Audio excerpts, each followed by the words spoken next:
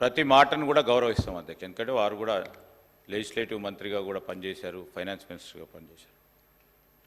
మేము ఈరోజు మరి ఆ రాహుల్ గాంధీ గారి ప్రస్తావన తీసుకొచ్చారు.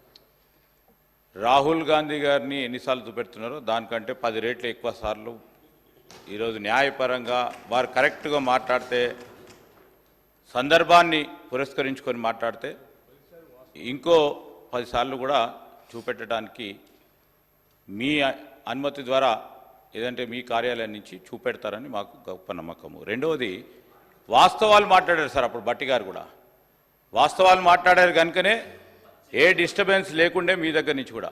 దయచేసి హరీష్ రావు గారు కూడా వారికి ఉన్న అనుభవాన్ని ఉపయోగించుకొని వాస్తవాలు మాట్లాడితే తప్పకుండా సభ సజావుగా జరుగుతుందని మా అభిప్రాయం అధ్యక్ష. Please please running comment please. Jagadishwar Reddy గారు ప్లీజ్ రన్నింగ్ కామెంటరీ చేయకండి దయచేసి. ప్లీజ్ ప్లీజ్ అక్కడి నుంచి ఏం లేదు. Thank you speaker sir.